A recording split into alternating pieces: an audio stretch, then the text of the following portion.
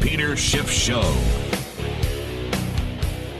We are back. This is Peter Schiff here at SchiffRadio.com. Joining the program now, the man himself, Senator Rand Paul, is in the house. Rand, thanks for coming on. Hey, Peter. Glad to be with you. Hey, so first of all, when you gave your endorsement of Mitt Romney the other day, did you in any way anticipate the type of backlash you were going to get among some of your most loyal supporters and people who have supported your dad and the Liberty Movement? Yeah, I think so, because the thing is that there are some people who still think that, 1,000 delegates are going to change their mind and not vote for Romney at the convention, and I just don't think that's realistic, and those people are not going to be happy with me no matter what. But the thing is that what I would like people to understand is that now that the nominating process is over, doesn't mean that we're not going to show up as delegates. It doesn't mean that we're not going to show up and fight for things. But we aren't going to win the nomination. That just is a fact. But we still can go to Tampa. We can fight for the platform. We can fight for audit the Fed. We can fight to get rid of the Department of Education. We can fight for internet freedom. We can fight for ending the war in Afghanistan. All of those battles will happen, and we will have a bigger presence in Tampa than any Liberty contingent has ever had. I just believe in being realistic about which fight we choose, and I'm for moving on to a fight that we can actually impact, and we are going to have a large impact on what the platform of the Republican Party becomes, no matter what Rick Santorum said. And he's already coming out saying he's going to oppose us at the convention. So there are a lot of things still yet to be done, but I think we dilute ourselves and we get away from really where a fight that we can win if we keep fighting for something that's already happened.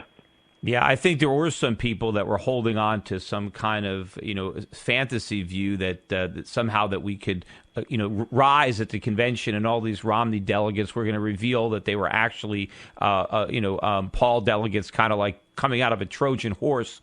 But I mean, those were just great fantasies, but it wasn't reality. But I think what you're saying is, at least to the extent that we do have a role, that those Ron Paul delegates have a role in the convention in shaping that platform. I think what you're saying is that we can have more influence as friends at the convention than as enemies. Absolutely. And the other thing is we've won the chairmanship of several parties now. Iowa, Nevada, and I think Maine, we have a large amount of the control of the actual party. Many of the rules of the party are that you can't be chairman and not endorse the nominee of the party. So do we want to give up those chairmanships and give up that hard fought? The thing is if we give up those things and don't stay part of the party, then everything my dad has done, all of the thankless hours and days that he has traveled for 2007, 2008, now 2011, 2012, all of those hours will be for naught because we're unhappy that my dad didn't win, which I am. I still support my dad and always have. But if we take that unhappiness, if we take our cookies and go home, then we lose all of the hard-fought influence that we have, and we are actually in a position where we have significant power within the party, and the Romney campaign and everybody else realizes that we are going to be a force to be reckoned with down there. But we just have to direct that energy into something we can actually win, as opposed to directing it towards something that really is over. Yeah, and I've heard or read comments where people kind of describe you as like a Judas, that you're stabbing your father in the back, and I gotta believe that you didn't even make that endorsement without first consulting your father, and I'm sure that he was on board with it. Am I correct in that assessment? We've had many discussions about this, including discussions right before they sent out their email, and their email acknowledged that they didn't have the delegates for the nomination after California. And so we've had many discussions on this, not to mention the fact that for a year I've been telling and discussing this with my father and the public. In fact, it goes back even longer ago than that. When I ran for the Senate primary in 2010, I made a promise 3 months before the election that I would support the nominee.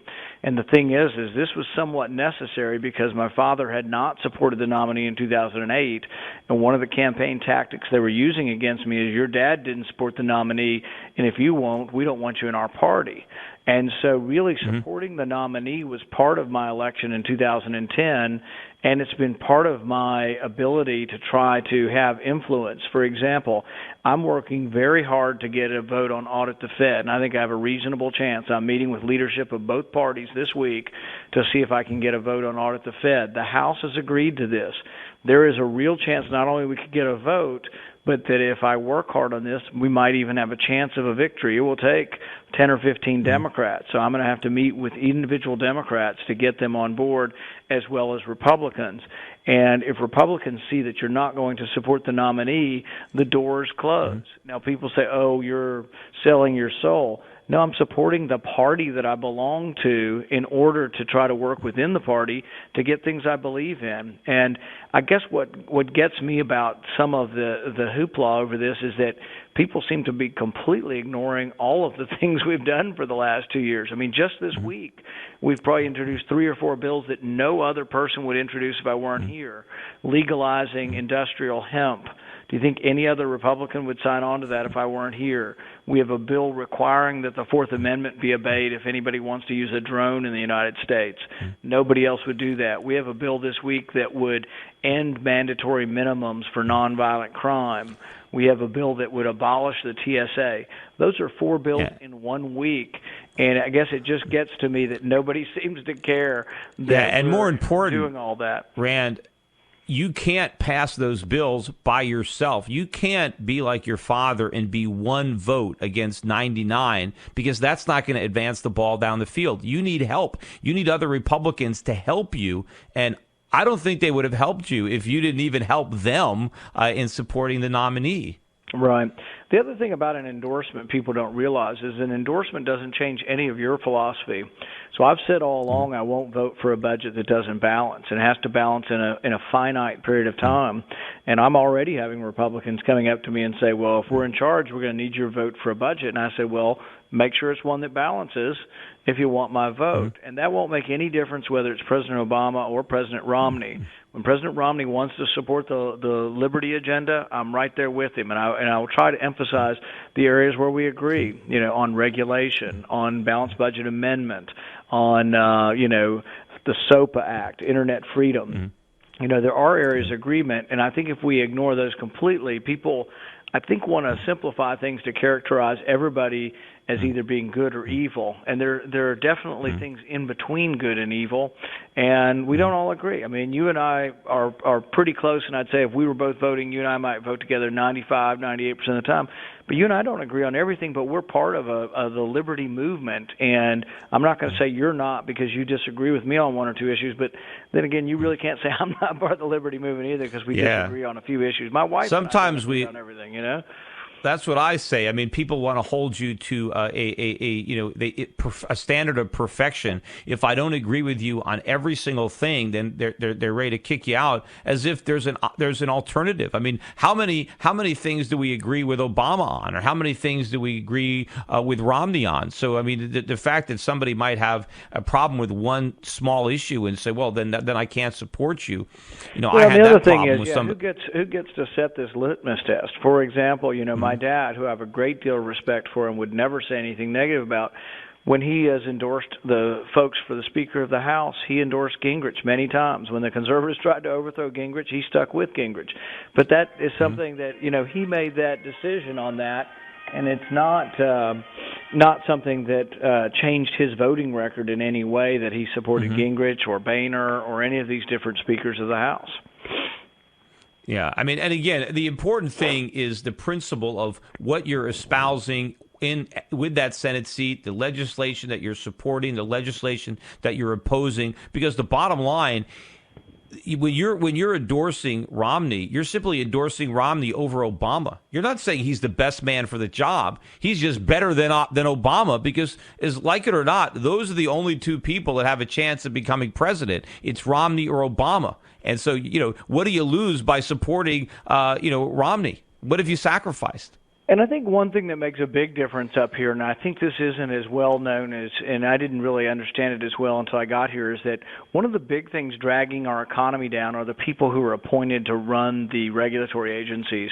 And I think there will be night and day difference between Romney appointments to run the EPA and President Obama appointments. And I think if we can get some reasonable appointments, it helps to change things quicker and helps to get people investing again in this country. Because I think there's a certain tepidness, there's a certain, Larry Kudlow calls it this uncertainty premium that everybody's paying now, not knowing what new regulation is coming down, not knowing what new law is coming down.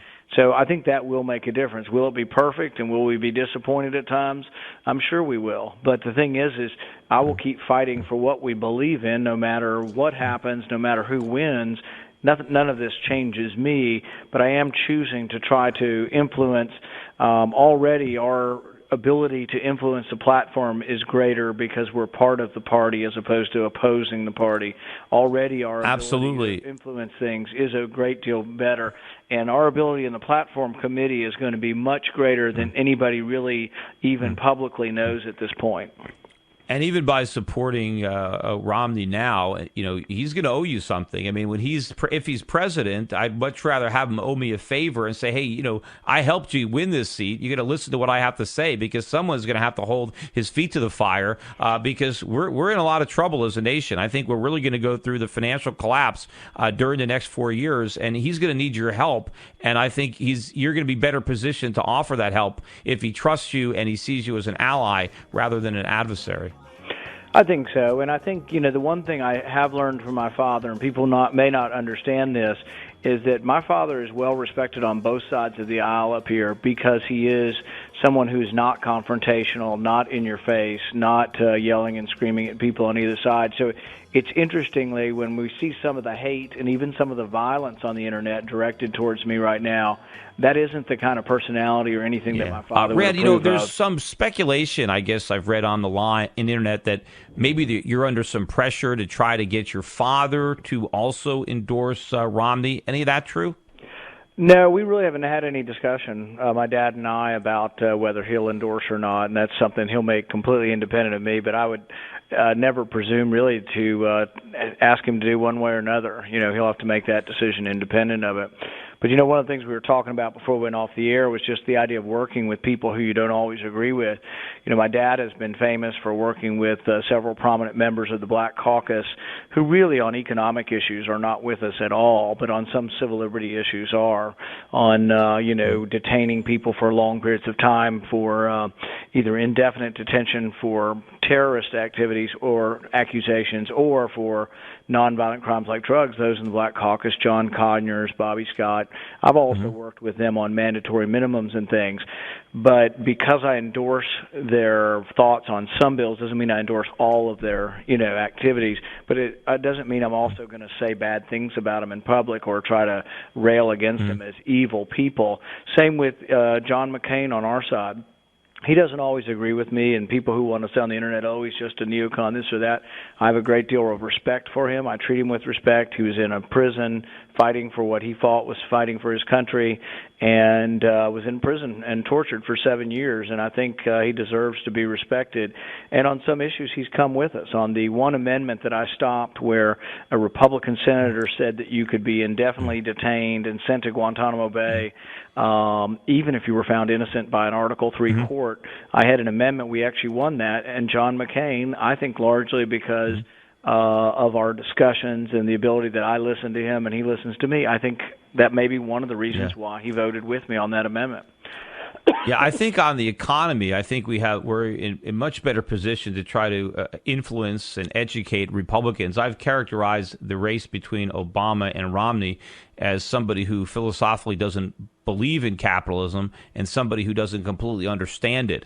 And I think that Romney at least supports the principles of a free market, even if he doesn't completely understand how they work. And I think that you might be able to help bring him along and educate him to have a greater appreciation for how an economy actually functions and the role of government in that economy. But I wanted to ask you, too, about your own political ambition, because others have speculated, myself included, that also if your goal is to advance either to a leadership position in the Senate or potentially maybe look to be the VP pick. I don't know if you've had any discussions about that with Romney, about vice president or a presidential bid on your own, that endorsing Mitt Romney was an important step in that journey. Well, I think it's very unlikely that I would ask to be a vice presidential candidate. It's not like I've been a shrinking violet up here on different issues that we've taken, and so I kind of doubt that anything like that would ever happen. I have told people it would be an honor to be considered. Look, I was a small-town doctor a year and a half ago, and the fact that I would be considered to be the vice president for our country and for the Republican Party is something that would be pretty amazing. Could you have influence? I think possibly. But I don't think that that's going to be something that's coming up. Whether I would ever be in leadership in the Senate, I think that's pretty unlikely also. But I think I'm influencing things slowly but surely. And I'll give you an example. Before I was here, no one would have ever put up an amendment that said that going to war with Libya was unconstitutional and that to go to war you have to have congressional authority. And we did that. We put up those were actually President Obama's words in 2007 when he ran for office. We put those for a vote on the Senate floor, and I got no Democrat votes, which surprises me because it was the president's words and campaign pledge, but I did get 10 Republicans. And so you're seeing that of the 47 Republicans up here, and other people have commented on this, there's becoming a libertarian wing. And how is that happening? These people none of them were elected as libertarian ideologues other than perhaps me and Mike Lee, and we're more libertarian conservative. Yeah, probably. And I think you're the leader of that wing. I think you're the best friend that the Liberty Movement has in the Senate. And the fact that anybody would turn on you is absolutely ridiculous. And as far as vice president, you're my choice. I'd love to see a Romney ran ticket because I could actually really get on board. I don't know if I'm ever going to endorse Romney, but if he puts you on the ticket, I guarantee I will. But I understand you got to run. Really appreciate you coming on the show and the great work that you're doing. It's a tough battle that you're trying to forge on our behalf, and I really appreciate that you're doing it for us. Thanks for having me on, Peter. You've been listening to the Peter Schiff Show on SchiffRadio.com, the gold standard in talk radio.